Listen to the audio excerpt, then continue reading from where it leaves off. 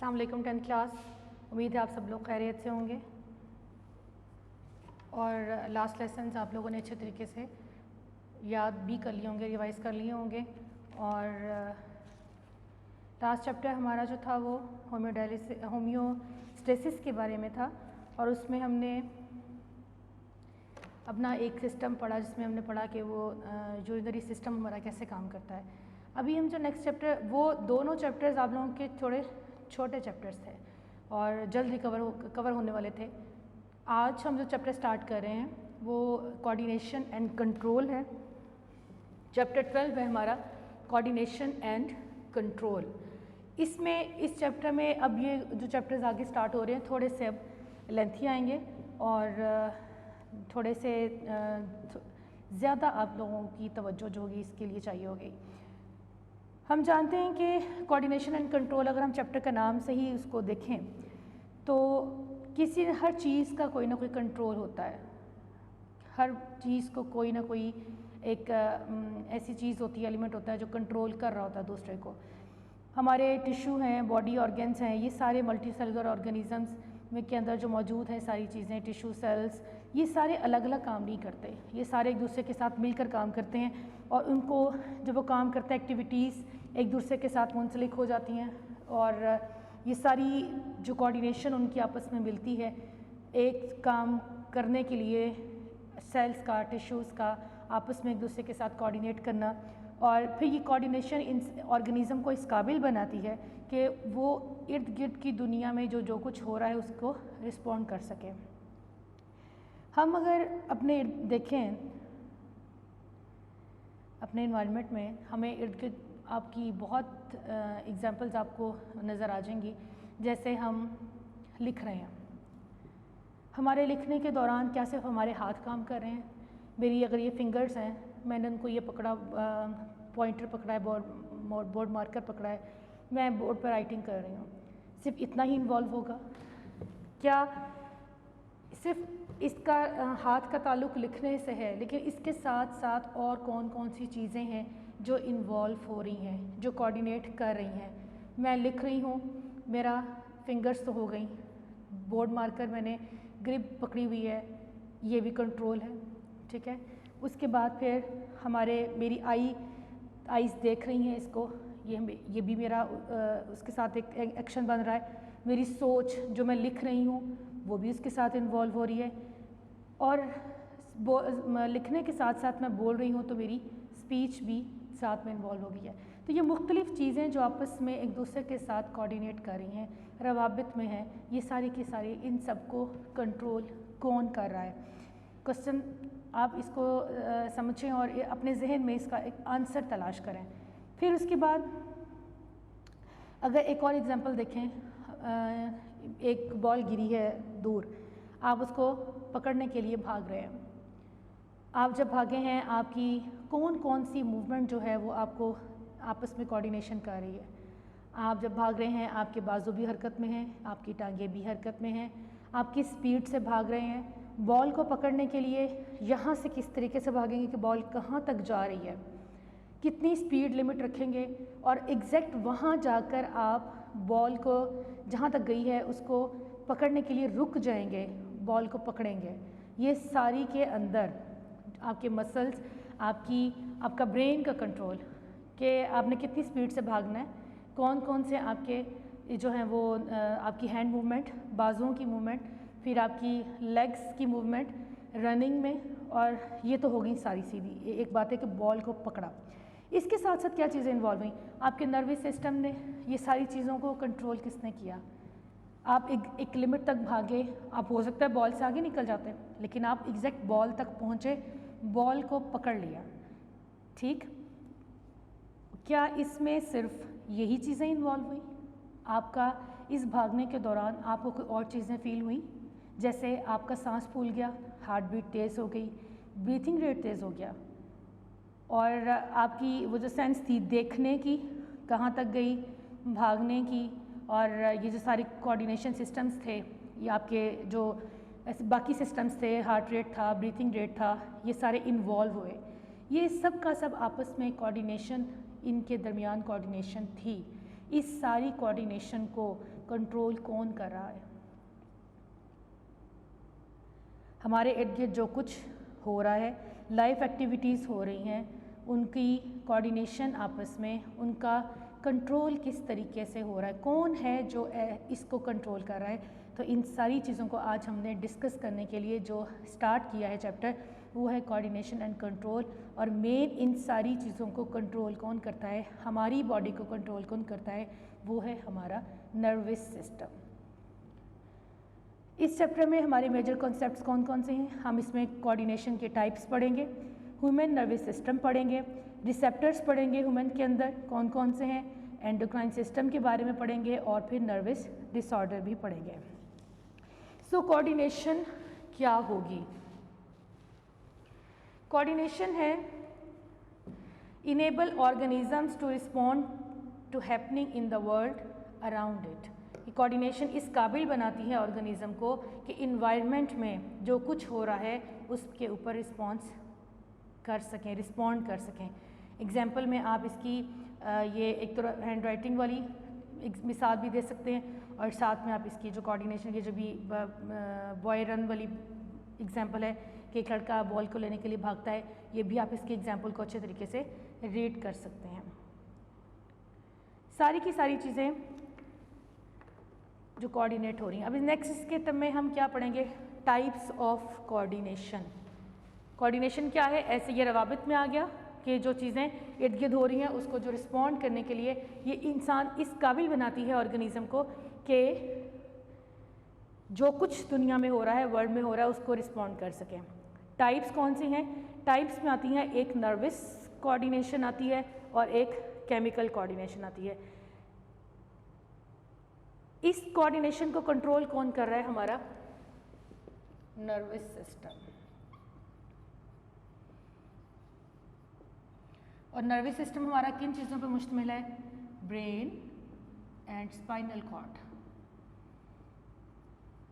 इनके बारे में हम आगे पढ़ेंगे डिटेल से। अब हमने ये बताना है कि कोऑर्डिनेशन हमने कितनी टाइप्स की पढ़नी है। वो है 2, एक है नर्वस और एक है केमिकल कोऑर्डिनेशन।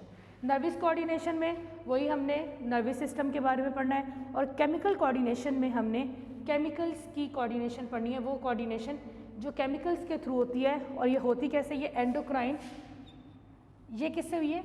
नर्वस सिस्टम से, और ये एंडोक्राइन सिस्टम से।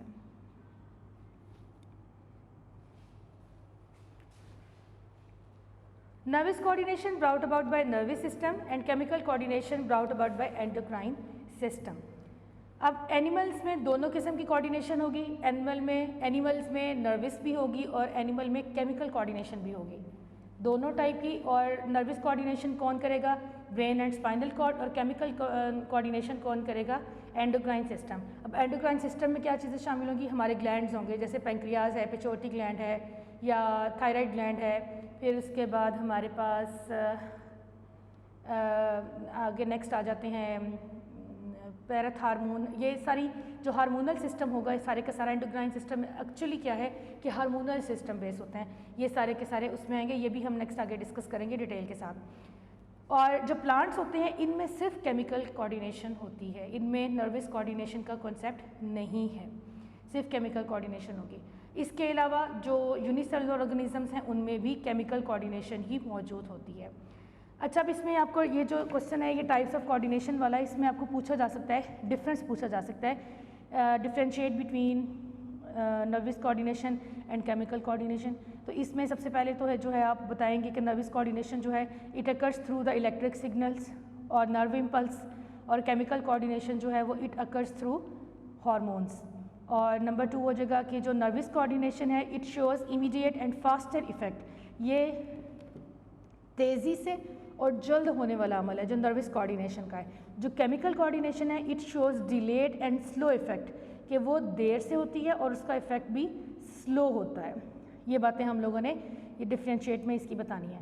पहली बात हम पहला डिफरेंस शो कर देंगे कि नर्वस कोऑर्डिनेशन जो होती है वो नर्वस सिस्टम से होती है और जो केमिकल कोऑर्डिनेशन होती है वो एंडोक्राइन सिस्टम से होती है। दूसरा इसका आ जाएगा जो नर्वस कोऑर्डिनेशन होती है वो इलेक्ट्रिक सिग्नल्स के थ्रू होती है या नर्व इम्पल्स के थ्रू होती है, और जो केमिकल कोऑर्डिनेशन है वो हार्मोन्स के थ्रू होती है। थर्ड आ जाएगा कि जो नर्वस कोऑर्डिनेशन है वो इमीडिएट और फास्टर इफेक्ट शो करती है, जबकि केमिकल कोऑर्डिनेशन जो है वो डिले होती है और स्लो इफेक्ट शो करती है।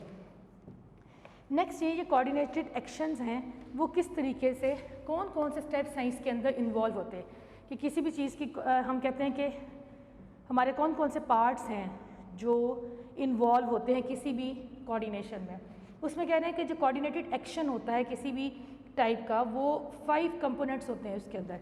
पहला जो है वो स्टिमुलस है, फिर रिसेप्टर आ गया, फिर कोऑर्डिनेटर आ गया, उसके बाद इफेक्टर आ गया और उसके बाद रिस्पॉन्स आ गया। स्टिमुलस क्या चीज़ है, पहले इसके कंपोनेंट्स के नाम अच्छी तरह ज़हन में रख लें। स्टिमुलस, रिसेप्टर, कोऑर्डिनेटर, इफेक्टर्स और रिस्पॉन्स। इसको समझने के लिए आप एग्जाम्पल एक सामने रख लें कि जब एग्जाम्पल में आप ये रखें कि अगर यहाँ पे फॉर एग्जाम्पल कोई गर्म चीज़ पड़ी है, मैं फ़ौरन उसको हाथ आगे लेके जाती हूँ, मैं टच करती हूँ, मुझे नहीं पता कि ये गर्म है। जैसे ही मेरा हाथ टच होता है फ़ौरन, या अगर मुझे पता भी है, मेरा हाथ टच करेगा और मेरा फ़ौरन हाथ झटके से पीछे हो जाएगा। ये एक नर्वस कोऑर्डिनेशन की बेहतरीन एग्जाम्पल है।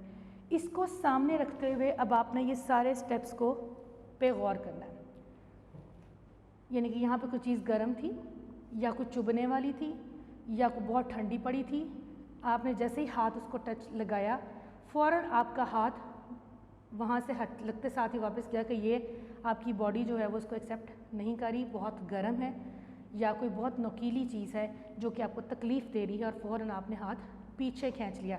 ये सिर्फ इतना एक्शन, ये नर्वस कोऑर्डिनेशन, ठीक है, नर्वस सिस्टम आपका इसको परफॉर्म कर रहा है। अब देखने में कितना है, देखें फ़ौरन बस ऐसे हाथ खींच लिया, लेकिन उसमें कौन कौन से जो थे स्टेप्स इन्वॉल्व हुए, उसमें स्टिमुलस से होती हुई, रिसेप्टर से, कोऑर्डिनेटर से, इफेक्टर से, रिस्पॉन्स, ये इतने टाइम में ये पांचों के पांचों स्टेप्स इसके अंदर आ गए। अब इसमें स्टिमुलस क्या है? स्टिमुलस इसमें वो गर्म चीज़ थी, वो हॉट ऑब्जेक्ट था, वो कोई भी चीज़ जो कि आपका जिसको लगते साथ ही कोई एक्शन जो हो जाए वो स्टिमुलस है। कोई भी चीज़ जो प्रोवोक हो रही है, निकल रही है, वो सारे का सारा जो सर्टन रिस्पॉन्स दे रही है वो स्टिमुलस होगा, जो टच करने पे आपके फील हुआ है आपको। रिसेप्टर क्या है? वो आपके पार्ट्स, वो बॉडी ऑर्गन्स, वो रिसेप्टर्स बेसिकली इनको कहेंगे, ये कोई भी हो सकते हैं आपकी बॉडी के। जैसे मेरे हाथ पे रिसेप्टर्स मौजूद थे जिन्होंने जैसे ही मैंने टच किया वो रिसेप्टर्स ने स्टिमुलस को फील किया और मुझे पता चल गया, वो जो डिटेक्ट कर रहे थे स्टिमुलस को, बेसिकली क्या है, वो ऑर्गन्स जो कि स्टिमुलस को डिटेक्ट कर रहे हैं, जो उसको जान रहे हैं, पहचान रहे हैं, वो हैं रिसेप्टर्स। रिसेप्टर्स फिर इंफॉर्मेशन को कहाँ भेजते हैं? कोऑर्डिनेटर के पास। कोऑर्डिनेटर कौन है? ब्रेन और स्पाइनल कॉर्ड है।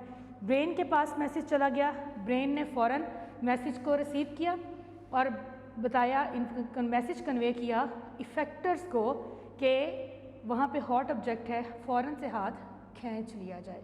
तो ब्रेन का मैसेज वापस इफेक्टर्स को आया, इफेक्टर्स फ़ौरन जो उन्होंने फिर जो एक्शन शो किया वो रिस्पॉन्स हो गया। दोबारा से देखें, स्टिमुलस कोई भी चीज़ जो कि सडन रिस्पॉन्स शो कराती है, कोई भी ऐसा इन्वायरमेंट कोई, और स्टिमुलस के बारे में कि ये कोई भी चीज़ जो टच करने पे, सिर्फ टच करने पे नहीं होगी, आपकी आइज़ देख रही हैं, आपके कान सुन रहे हैं, आप तेज़ आवाज़ है वो भी स्टिमुलस में शामिल होगी।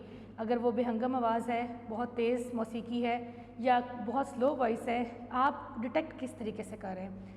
इसी तरह सनलाइट है, अब हमने सूरज ये सनफ्लावर का प्लांट देखा है, उसका फूल सनलाइट की तरफ मूव करता चला जाता है। फिर किसी हॉट ऑब्जेक्ट पे, किसी नोकीली चीज़ पे, वो चीज़ जो कि सडन रिस्पॉन्स शो करी है, इसमें प्रेशर भी आ सकता है, कोल्ड भी हो सकती है, साउंड वेव्स हो सकती हैं, केमिकल और की मौजूदगी हो सकती है, इसके अलावा माइक्रोबियल इन्फेक्शंस भी हो सकते हैं। ये सारे के सारे स्टिमुलस में शामिल होते हैं। अब टच है, उसको लाइट है, ये सारे के सारे फैक्टर्स ऐसे हैं जो कि लिविंग ऑर्गेनिजम्स में रिस्पॉन्स शो कर रहे होते हैं और ये फैक्टर्स कहलाते हैं स्टिमुलाई। तो हम स्टिमुलस को डिफ़ाइन कैसे कर सकते हैं? कोई भी चेंज एक्सटर्नल या इंटरनल जो कि ऑर्गेनिज़म के अंदर रिस्पॉन्स जगा दे, उसको बता दे, फ़ौरन पता चल जाए, वो सारे का सारा जो रिस्पॉन्स पैदा कर दे, रिस्पॉन्स को जगा दे, वो होता है स्टिमुलस। इसके एग्जांपल्स में हीट, कोल्ड, प्रेशर, ये सारी चीज़ें आ जाएंगी।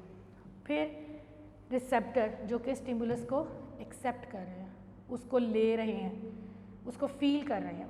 अब स्टिमुलाई जो है वो डिफरेंट ऑर्गन्स पे, हमारे पास मखसूस ऑर्गन्स हैं, टिश्यूज़ हैं बॉडी के अंदर जो कि इसको डिटेक्ट करें। जैसे जो साउंड वेव्स हैं उसको ईयर डिटेक्ट कर रहा है, हमारा कान जो है वो सुन रहा है आवाज़ को, लाइट जो है हमारी आँखें उसको डिटेक्ट कर रही हैं, केमिकल्स हैं हवा के अंदर मौजूद हैं, गैसेस हैं, परफ्यूम है, अगर आप एक सिंपल किसी स्प्रे कर लें तो आपका नोज़ उसको डिटेक्ट कर रहा है। ये सारे के सारे रिसेप्टर्स हैं। हमारी बॉडी के अंदर टच के रिसेप्टर्स आपकी स्किन में मौजूद होंगे, बाकी आपको मैंने बता दिया ईयर है, नोज़ है, आइज़ हैं, इसके अलावा भी रिसेप्टर्स मौजूद हैं। यानी कि वो ऑर्गन्स, वो टिश्यूज़ जो कि ख़ास तौर पे बने ही इसलिए हैं कि वो स्टिमुलाई को डिटेक्ट करेंगे, स्टिमुलाई को पहचानेंगे, वो कहलाते हैं रिसेप्टर्स। फिर आते हैं कोऑर्डिनेटर्स। कोऑर्डिनेटर्स क्या हैं? कोऑर्डिनेटर हमारा ब्रेन और जो हमारे नर्वस सिस्टम के अंदर आ रहे हैं कोऑर्डिनेटर्स, उसमें हमारे क्या क्या चीज़ें शामिल होंगी? यानी कि ये वो ऑर्गन्स हैं जो रिसेप्टर से मैसेज लेते हैं। स्टिमुलस वो चीज़ जो प्रोवोक कर रही थी, रिसेप्टर ने उसको रिसीव कर लिया, यानी कि उसको डिटेक्ट कर लिया। अब वहाँ से किसने लिया है? कोऑर्डिनेटर ने। वो ऑर्गन्स जो कि इंफॉर्मेशन को लेते हैं रिसेप्टर से और मैसेज भेजते हैं मुख्तलिफ ऑर्गन्स को कि वो एक्शन कर लें। नर्वस कोऑर्डिनेशन में हमारे पास ब्रेन और स्पाइनल कॉर्ड होगी और केमिकल कोऑर्डिनेशन में हमारे पास एंडोक्राइन सिस्टम होगा। नर्वस कोऑर्डिनेशन में ब्रेन और स्पाइनल कॉर्ड जो हैं वो कोऑर्डिनेटर्स हैं, इंफॉर्मेशन लेते हैं, फिर आगे मैसेज भी देते हैं, न्यूरॉन्स के थ्रू मैसेज देते हैं और नर्व इम्पल्सिस फिर वो लेकर जाती हैं। और जो दूसरी तरफ है केमिकल कोऑर्डिनेशन, उसमें मुख्तलिफ एंडोक्राइन सिस्टम ग्लैंड्स मौजूद हैं जो कि कोऑर्डिनेशन करते हैं। ये इंफॉर्मेशन जो होती है इसको मुख्तलिफ केमिकल्स की सूरत में लेते हैं और ब्लड के अंदर हार्मोन्स, मखसूस हार्मोन जो होते हैं वो इसको एक्सक्रीट करते हैं, खारिज करते हैं उधर। इफेक्टर्स क्या हैं? वो पार्ट्स। अब केमिकल स्टिमुलस रिस्पॉन्स जागा, स्टिमुलस से कोई भी चीज़ जो प्रोवोक हुई फ़ौरन एक्शन के लिए, वो स्टिमुलस हो गया। कोई भी चीज़ हीट, कोल्ड, प्रेशर, रिसेप्टर ने उसको रिसीव किया, कोऑर्डिनेटर ब्रेन तक मैसेज चला गया, ब्रेन के पास ब्रेन ने अब उसमें न्यूरॉन्स और नर्व इम्पल्सिस के थ्रू किसको वापस भेजा है? हमारे यहाँ पे इफेक्टर्स को भेज दिया मैसेज कि ये यहाँ पे कोई प्रॉब्लम है, फ़ौरन एक्शन शो किया जाए। इफेक्टर्स वो बॉडी पार्ट्स जो कि किससे मैसेज रिसीव करेंगे? कोऑर्डिनेटर से। कोऑर्डिनेटर से रिसीव करते हैं और रिस्पॉन्स प्रोड्यूस करते हैं, वो कहलाते हैं इफेक्टर्स। ये मसल्स और ग्लैंड्स होते हैं, मसल्स एंड ग्लैंड्स होते हैं जो कि इफेक्टर के तौर पे काम करते हैं। और केमिकल ये नर्वस कोऑर्डिनेशन में मसल्स और ग्लैंड्स होंगे और केमिकल कोऑर्डिनेशन में ये टारगेट हार्मोन्स होंगे जो कि मैसेज कन्वे कर रहे होंगे कोऑर्डिनेटर से टारगेट टिश्यू की तरफ, जो कि एक्टर्स कहलाएंगे। इनमें फॉर एग्जांपल हार्मोन्स, नेफ्रॉन्स जो हैं वो इफेक्टर के तौर पे एक्ट करते हैं। इसी तरह बोन्स और लिवर ये भी इफेक्टर हैं। इसके बाद हमारे पास आ गया रिस्पॉन्स, कि वो चीज़ जो कि एक्शन से सडन करते साथ ही रिसीव मैसेज जब कोऑर्डिनेटर से कन्वे हुआ इफेक्टर को और इफेक्टर ने फ़ौरन जो एक्शन परफॉर्म किया वो कहलाएगा रिस्पॉन्स। मिसाल के तौर पे अभी इसमें आपको वो एग्जांपल बताई हुई है कि किसी गर्म चीज़ की तरफ हाथ किया और फ़ौरन वापस आया, और जो वापस आना था वो एक्शन परफॉर्म हुआ किसका? इफेक्टर का, वो रिस्पॉन्स शो हो गया। तो ये कहलाता है हमारे पास रिस्पॉन्स। 5 स्टेप इसके अंदर आ गए। अब इसमें देखिए ज़रा, स्टिमुलस, रिसेप्टर, कोऑर्डिनेटर। अब यहाँ पे आपको कोऑर्डिनेटर में नर्वस और केमिकल दोनों के बारे में बताया। यहाँ पे भी आपको नर्वस केमिकल दोनों कोऑर्डिनेशन के बारे में बताया। नर्वस में ब्रेन और स्पाइनल कॉर्ड और केमिकल में हार्मोन्स। इसमें भी नर्वस में केमिकल, सबसे पहले नर्वस में ब्रेन और स्पाइनल कॉर्ड और केमिकल्स में हार्मोन्स के थ्रू जो इफेक्ट शो होगा। सो दोबारा से स्टिमुलस एनी, अब इसकी डेफिनेशंस की तरफ आए। Any change in the environment, stimulus क्या है? Any change in the environment, कोई भी चीज़ जो इन्वायरमेंट के अंदर एकदम चेंज एक्सटर्नल या इंटरनल ले आती है, which can provoke a response in organism, जो कि ऑर्गेनिज्म में रिस्पॉन्स शो करती है। मिसाल के तौर पे स्टिमुलाई में हीट भी है, लाइट भी है, कोल्ड, प्रेशर, साउंड वेव्स, इसके अलावा माइक्रोबियल इन्फेक्शंस हैं और डिफरेंट केमिकल्स भी हो सकते हैं। रिसेप्टर्स क्या हैं? कि स्टिमुलाई को जो फील कर रहे हैं, जो डिटेक्ट कर रहे हैं, वो स्पेशल ऑर्गेन्स जो कि और टिश्यू और सेल्स जो कि बने ही इसलिए हैं कि उन्होंने स्टिमुलाई को डिटेक्ट करना है, ये रिसेप्टर्स कहलाते हैं। जिसमें हमारे पास हमारे कान भी हैं रिसेप्टर्स में, हमारी स्किन है, हमारे ईयर्स हैं, हमारे आईज़ हैं, ये हमारे सारे के सारे रिसेप्टर्स हैं। कोऑर्डिनेटर वो हमारा पार्ट जो कि रिसेप्टर से आने वाली इंफॉर्मेशन को रिसीव करता है। वो कौन कौन से हैं? नर्वस कोऑर्डिनेशन में ब्रेन और स्पाइनल कॉर्ड है, और केमिकल कोऑर्डिनेशन में हमारे एंडोक्राइन सिस्टम है। अब नर्वस कोऑर्डिनेशन में जो भी बात आएगी, यानी कि जो भी हमारे पास रिसेप्टर ने जो चीज़ रिसीव की है, उसने फौरी का फौरी हमें रिस्पांस शो किया, उसने फौरी मैसेज भेजा हमारे कोऑर्डिनेशन ब्रेन को, और ब्रेन ने उसको रिसीव किया, मैसेज को आगे उसने कन्वे करना है। और इसी तरह अगर वो केमिकली है तो वो हमारे एंडोक्राइन सिस्टम में जाएगा और वहाँ पे फिर वो हार्मोन रिलीज़ करेगा। फिर वहाँ से इंफॉर्मेशन कोऑर्डिनेटर ब्रेन से हमारे पास गई इफेक्टर्स को। इफेक्टर वो बॉडी पार्ट्स जो ब्रेन से आने वाली मैसेज को रिसीव करते हैं और फिर एक्शन प्रोड्यूस करते हैं। अब इफेक्टर में इसमें भी नर्वस कोऑर्डिनेशन में इसमें हमारे पास आ जाएंगे ब्रेन और स्पाइनल कॉर्ड। किसको मैसेज देंगे? ये मसल्स को और ग्लैंड्स को। और मसल्स और ग्लैंड्स जो हमारे यहाँ पे स्किन के अंदर, हमारे हाथ में, ऑर्गन्स के अंदर मौजूद हैं, वो इफेक्टर के तौर पे काम करेंगे। वो वापस मैसेज को रिसीव कर रहे हैं ब्रेन की तरफ से।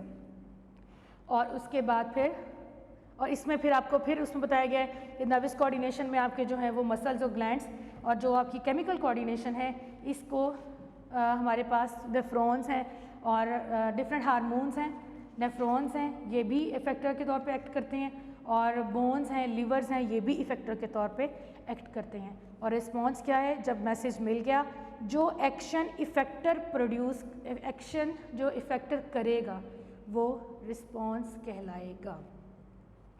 इसमें इसकी सिंगल डेफिनेशंस भी इसमें से आ सकती हैं, और ऊपर से हमने जो पढ़ा कि इसका जो था वो डिफरेंस दोनों का, ये भी इम्पॉर्टेंट है।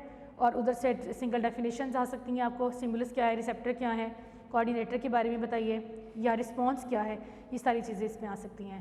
सो एक इस पूरी चीज़ों को याद रखने के लिए एक एग्जांपल को याद रखिए कि आपका हाथ जो है वो pulling our hand away from something very hot object, किसी गर्म चीज़ को टच किया, जो टच किया स्टिमुलाई हॉट था, ठीक है, हॉट स्टिमुलाई है, रिसेप्टर्स आपके यहाँ पे मौजूद हैं स्किन के, वो गर्म चीज़ को जब उन्होंने टच किया तो वो रिसेप्टर्स ने डिटेक्ट कर लिया, मैसेज हमारे ब्रेन तक गया जो कोऑर्डिनेटर है, उसने मैसेज इफेक्टर्स को दिया जो हमारे यहाँ पे मसल्स एंड ग्लैंड्स हैं, वो इफेक्टर थे, उन्होंने जो रिस्पॉन्स पीछे फ़ौरन हटने का शो किया वो क्या था? रिस्पॉन्स था। इसमें आपको बुक में दो डायग्राम्स बना के दिखाई हुई हैं और उसमें जो है वो डिफरेंस शो कर दिखाया हुआ है। नर्वस कोऑर्डिनेशन में देखें, स्टिमुलस है, रिसेप्टर, सेंस ऑर्गेन्स हैं। इसमें स्टिमुलस कौन रिसेप्ट कर रहा है? Sense organs. वहाँ से न्यूरॉन की सूरत में ब्रेन और स्पाइनल कॉर्ड तक मैसेज गया जो कि कोऑर्डिनेटर हैं, वहाँ से फिर नर्व इम्पल्स की सूरत में और न्यूरॉन की सूरत में इफेक्टर तक मैसेज वापस आया और ये रिस्पॉन्स शो कर रहा है। इसी तरह केमिकल कोऑर्डिनेशन में स्टिमुलस क्या है? रिसेप्टर्स। स्टिमुलस किस कौन डिटेक्ट कर रहा है? रिसेप्टर्स कर रहे हैं। रिसेप्टर्स की सूरत में कर रहे हैं ब्लड के अंदर, ठीक है, हार्मोन्स की सूरत में, केमिकल्स की सूरत में वो जा रहा है। केमिकल जो है वो केमिकली एंडोक्राइन सिस्टम के पास, इसको हम ड्रॉ कर लेते हैं।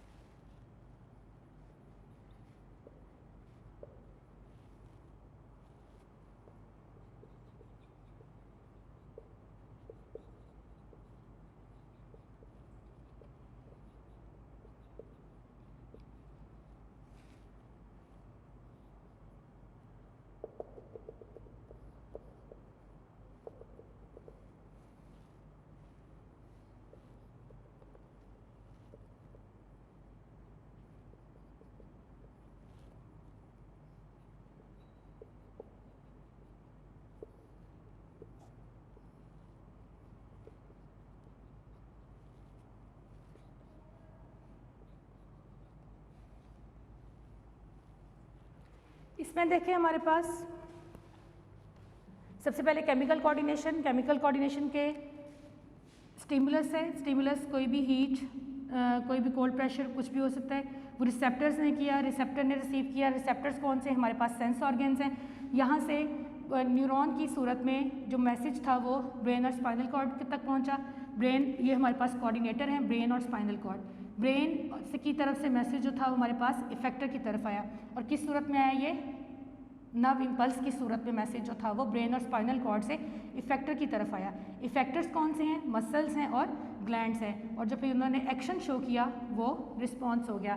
केमिकल कोऑर्डिनेशन में स्टिमुलस कोई भी था, ठीक है, उसको बॉडी ने रिसेप्टर्स ने रिसीव किया। रिसेप्टर्स कौन से हैं? हमारे बॉडी पार्ट्स हैं। ये ब्लड के अंदर आया, ब्लड में ये केमिकल्स के थ्रू जो था वो ये सारे का सारा बॉडी के अंदर पहुंचा। कोऑर्डिनेटर ने, जो कि हमारे पास क्या है, एंडोक्राइन ग्लैंड्स हैं, जो कि हार्मोन्स के थ्रू जो है वो ब्लड के अंदर अपना मैसेज कन्वे करते हैं। वो इफेक्टर के पास आए।